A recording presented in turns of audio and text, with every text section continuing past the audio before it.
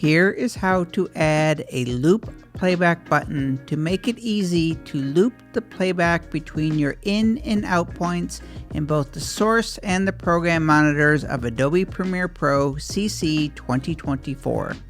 If you want the playback to loop between your in and out points, well, you can click on the wrench icon and check loop. Now, if you want to add a button so you don't have to click on the wrench, you can go to the button editor by clicking on the plus icon and choose the loop icon, drag it onto the toolbar, click OK, and now you'll have that loop playback. So anytime you want to be able to loop the playback, just click on the button.